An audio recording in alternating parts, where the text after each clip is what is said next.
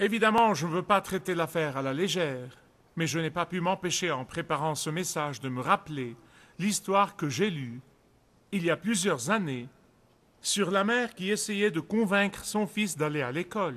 Un matin, il a refusé d'y aller, et elle lui a dit « Fiston, tu dois aller à l'école ». Il lui a dit « Je ne veux pas aller à l'école. Personne ne m'aime là-bas. Les enfants ne m'aiment pas. Les professeurs ne m'aiment pas. Les conducteurs d'autobus ne m'aiment pas. Et même les gardiens ont une dent contre moi. » Et la mère a insisté « Fiston, tu dois aller à l'école. Tu es sain, tu as beaucoup à apprendre, tu es un leader et tu as quelque chose à donner.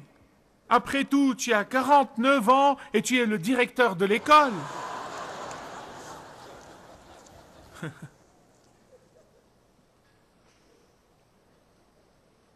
Comme je réfléchissais et pensais et priais et cherchais la pensée de Dieu en préparant ce message, j'ai pensé à notre culture postmoderne, sur laquelle j'ai prêché tant de fois, en expliquant où nous en sommes et tous les symptômes de cette culture postmoderne.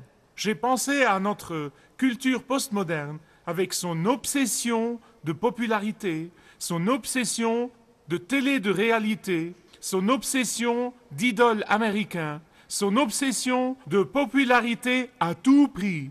Et je me suis rendu compte que Satan est comme un cochon dans une mare de boue. Vous dites pourquoi ? Mais pourquoi ? Regardez autour de vous et voyez comment le leadership aujourd'hui n'est plus basé sur les convictions, mais sur les sondages d'opinion. Regardez autour de vous et voyez comment les relations ne sont plus basées sur l'engagement, mais sur les émotions superficielles et l'accomplissement de soi. Regardez autour de vous et voyez comment les amitiés aujourd'hui ne sont plus basées sur le caractère et le sentiment, mais sur les prises de contact pour des intérêts dans la société. Regardez autour de vous, pas étonnant que la popularité signifie tout pour tellement de gens dans notre culture. Et je ne crois pas que ce soit par hasard que la deuxième tentation de Satan au Seigneur Jésus-Christ porte sur la popularité. Ce n'est pas par hasard. Là, dans cette deuxième tentation, nous voyons Satan qui essaye d'amener Jésus à échanger l'approbation du Père contre l'approbation des hommes.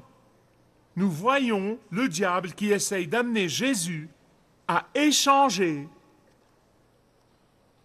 les applaudissements du ciel contre les applaudissements des hommes. Nous voyons Satan qui essaye d'amener Jésus à échanger le surnaturel contre le sensationnel. Et ne vous y trompez pas, les deux ne sont pas pareils. Je vous prie d'ouvrir avec moi Matthieu chapitre 4, versets 5, 6 et 7. Je voulais juste vous dire pourquoi je me réfère. Quelqu'un m'a demandé pourquoi tu te réfères à Matthieu et non à Luc. Matthieu cite ces trois tentations par ordre chronologique. Et Luc les cite sans ordre chronologique. Vous dites, comment le sais-tu? Si vous lisez ce passage dans la langue grecque, Matthieu veille à ce que nous comprenions que ces tentations suivent un ordre chronologique, par l'usage de mots comme « et puis ». C'est pourquoi les théologiens ont dit depuis des années que Matthieu les cite par ordre chronologique pendant que Luc cite ces tentations sans aucun ordre chronologique. Écoutez la parole de Dieu.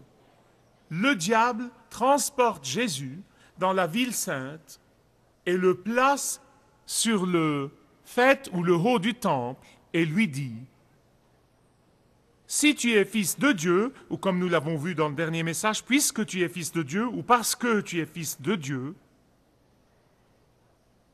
jette-toi en bas, car il est écrit, il donnera des ordres à ses anges à ton sujet, ils te porteront sur leurs mains, de peur que tu ne heurtes ton pied contre une pierre. » Jésus lui dit, « Il est encore écrit, tu ne tenteras pas le Seigneur, ton Dieu. » De quoi s'agit-il dans cette tentation? Et pourquoi Satan a-t-il tenté Jésus particulièrement sur ce plan? Écoutez bien, s'il vous plaît. Parce que cette tentation particulière vise à amener Jésus à forcer la main au Père pour le faire agir d'une façon contraire à sa volonté, pour sa vie. C'est une tentation qui est conçue par le diable pour amener Jésus à suivre l'ordre du jour des hommes et non celui de Dieu le Père. C'est une tentation qui est conçue par Satan afin d'amener Jésus-Christ à abuser de la grâce de Dieu et à abuser de la bonté de Dieu. C'est la tentation. Mais le diable a dit, puisque tu es le Fils de Dieu, ou parce que tu es le Fils de Dieu, prouve ton rapport avec lui, prouve-le, montre-le-moi, montre-le à ces milliers de gens qui sont en bas. Vous voyez, dans la première tentation, Satan n'a pas réussi à amener Jésus à douter du timing de son Père. Il n'a pas réussi à amener Jésus à douter du timing de son Père. Que fait-il donc? Il repousse les limites un peu plus et il continue à les repousser. Et il trouve cette deuxième tentation comme si pour lui dire, eh bien, Jésus, si tu dépends vraiment de ton Père, si tu es vraiment si obéissant que ça à ton Père, si tu veux vraiment être dans la volonté parfaite de ton Père, si tu as vraiment et complètement confiance en ton Père, d'accord Jésus, prouve-le, prouve-le-moi, prouve-le en faisant ce saut de 140 mètres du plus haut point du temple à Jérusalem et vois si ton Père tient ses promesses. Le diable vous a-t-il jamais fait ça? Bon, d'accord. C'est une tentation mortelle, écoutez, c'est vraiment mortel, c'est habile, c'est astucieux, c'est manipulateur, c'est vraiment impie. Mais vous voyez, c'est ce que Satan fait. Il joue avec le feu et il combat le feu avec le feu. C'est ce qu'il fait. Il combat le feu avec le feu. Vous voyez, dans la tentation précédente, Jésus a vaincu Satan avec la parole de Dieu. Jésus a remporté la victoire avec la parole de Dieu. Que fait-il donc? Satan vient citer la parole de Dieu. Tu veux parler Bible? Je parlerai Bible. Oui, tu connais bien la parole, et moi je la connais aussi. La Bible dit que Satan connaît la parole de Dieu. En fait, la Bible dit que Satan croit et frissonne au nom de Jésus. Mais il y a une chose que vous devez comprendre au sujet du diable. Vous voyez, la ruse du diable est la suivante. S'il ne peut pas vous combattre, il va se joindre à vous. Réellement. Il est juste à côté de vous. Ne regardez pas votre femme. Ne regardez pas votre mari. Réellement. Vous savez quoi? S'il n'arrive pas à vous empêcher de prier, et si vous vous disciplinez pour passer du temps dans la prière, vous savez ce qu'il vous dira? Parfait. Continuez à prier. Il viendra à vous et vous dira, c'est bon de prier. Je pense que c'est merveilleux de prier. Passer du temps dans la prière. À propos, laisse-moi te demander, ça fait combien de temps que tu pries pour cette affaire? Tu sais cette chose pour laquelle tu pries depuis des mois ou des années ou quoi que ce soit?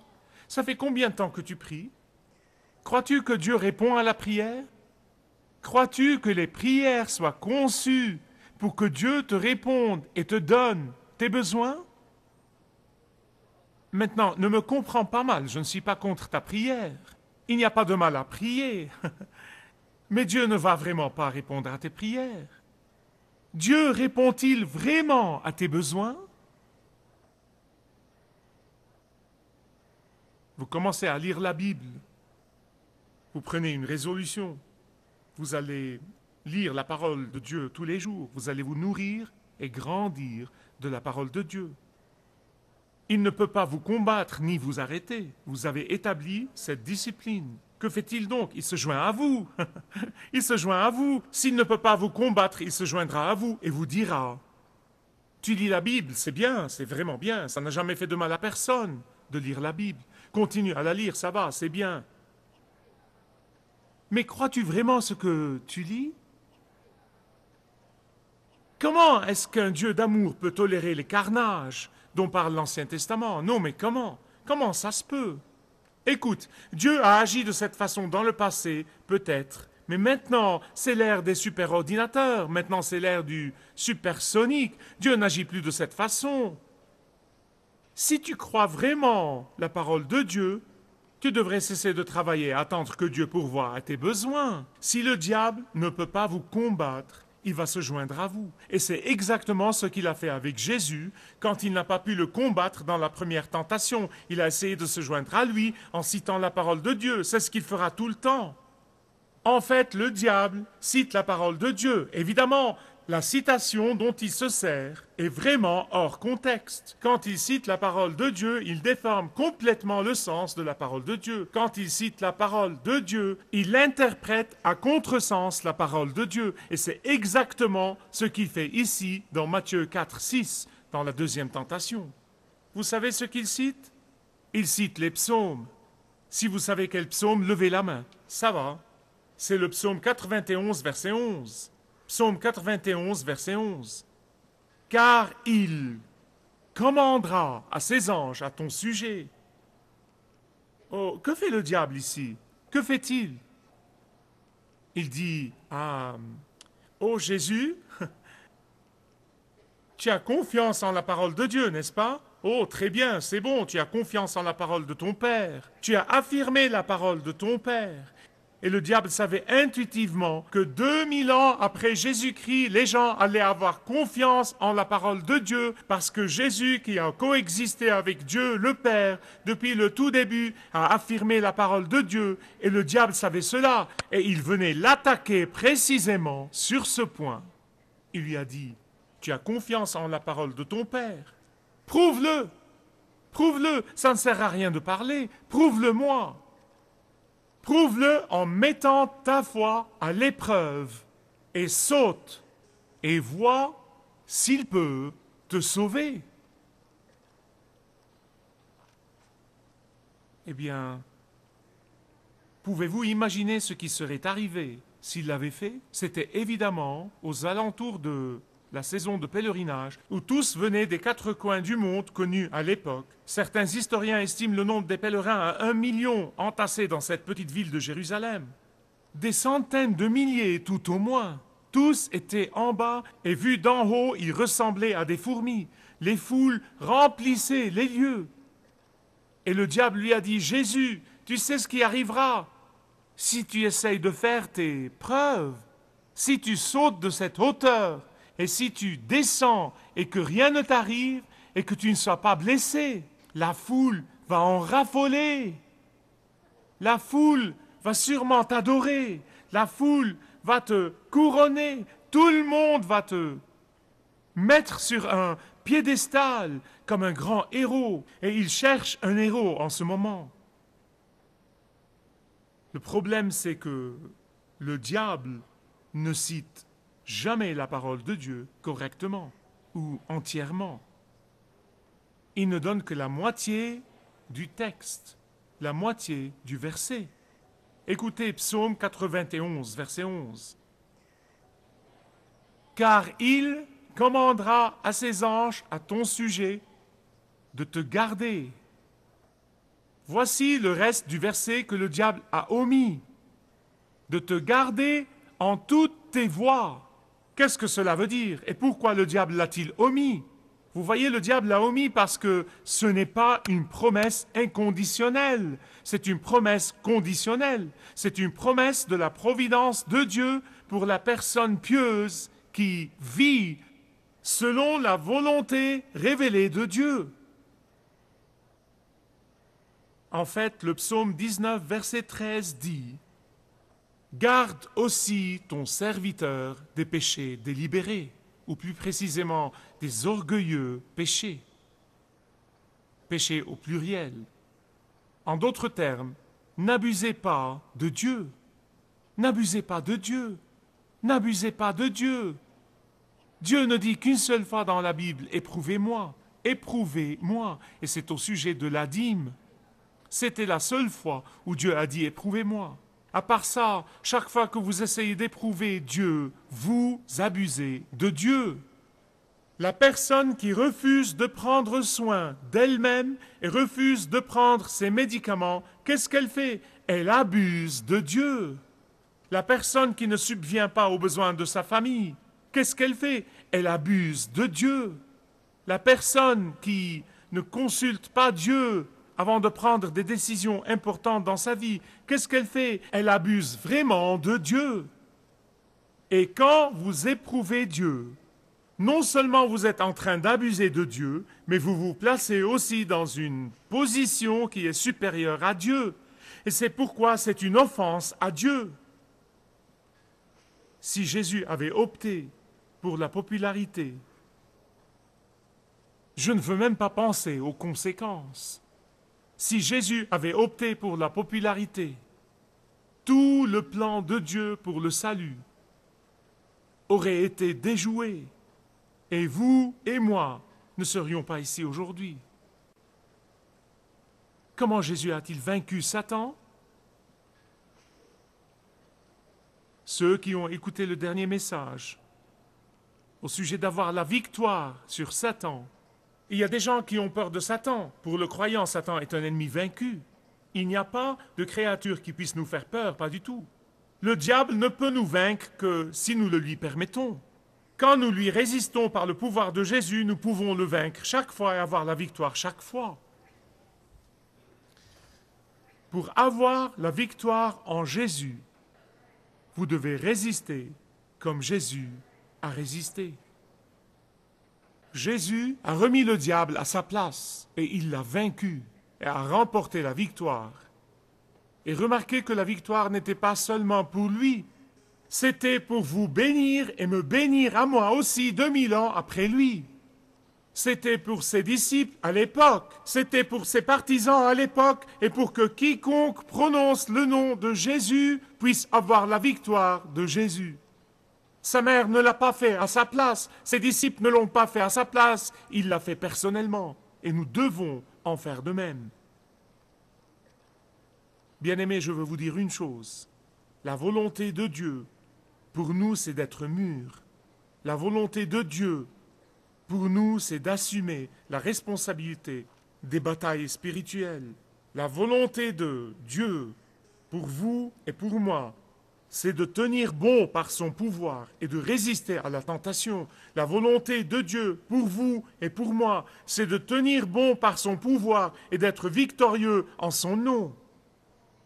Et vous savez, les bénédictions de la victoire ne vont pas être uniquement pour nous. Elles vont se répandre sur nos familles, elles vont se répandre sur nos collègues et nos affaires, se répandre sur notre voisinage. Les bénédictions de la victoire vont se répandre sur tous ceux qui nous entourent. Mais il va falloir que nous résistions et tenions ferme par le pouvoir de Jésus. Jésus a non seulement résisté à Satan personnellement, mais il lui a résisté en toute confiance aussi, en toute confiance. Jésus savait que la distorsion de la parole de Dieu de la part de Satan ne peut pas durer. Jésus savait que le mauvais usage de la parole de Dieu de la part de Satan n'est pas de taille à lutter contre la vérité de la parole. Jésus savait que la tromperie de Satan ne peut pas tenir devant l'intégrité flamboyante et le pouvoir du Saint-Esprit.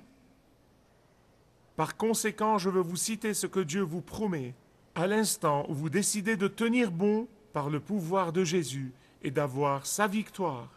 Voici ce que Dieu promet à chacun de nous. Il me le promet à moi et il vous le promet à vous. Dans Ésaïe chapitre 54, 17, il dit « Aucun instrument formé contre toi ne réussira ». Dans 1 Jean 4, 4, il dit « Celui qui est en vous est plus grand que celui qui est dans le monde. Dans 1 Corinthiens 15, 57, il dit « Mais grâce soit rendue à Dieu qui nous donne la victoire par notre Seigneur Jésus-Christ. » Dans 2 Corinthiens 2, 14, il dit « Grâce soit rendue à Dieu qui nous mène toujours dans un cortège triomphal. » Dans 1 Corinthiens 10, 13, il dit « Aucune tentation ne vous est survenue qui n'ait été une tentation humaine, et Dieu est fidèle. » Et il ne permettra pas que vous soyez tentés au-delà de ce que vous pouvez supporter, mais avec la tentation, il fera aussi l'issue afin que vous puissiez la supporter. Dieu vous a promis la victoire, et tout ce que vous devez faire, c'est vous fier à son pouvoir. Bien-aimés, je veux vous dire une chose.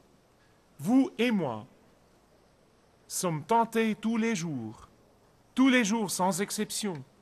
Nous sommes tentés, tous les jours, de faire ce qui nous rendra populaires parmi les gens. Vous et moi sommes tentés, tous les jours, de compromettre notre conviction concernant qui est Jésus et qui nous sommes et à qui nous sommes.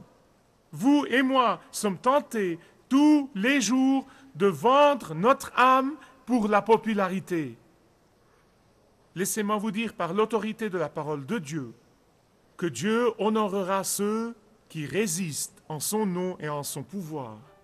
Que Dieu honorera ceux qui tiennent ferme en comptant sur lui et sur son pouvoir seul. Tant que vous cherchez l'approbation de Dieu et non l'approbation des hommes, vous aurez la victoire de Dieu et les bénédictions de Dieu, non seulement pour vous, mais pour tous ceux qui sont attachés à vous. Si vous désirez connaître Dieu d'une manière personnelle, demandez le livret « Retrouvez la joie que vous avez toujours désirée » et vous pourrez découvrir l'amour de Dieu pour vous et apprendre comment expérimenter son pardon.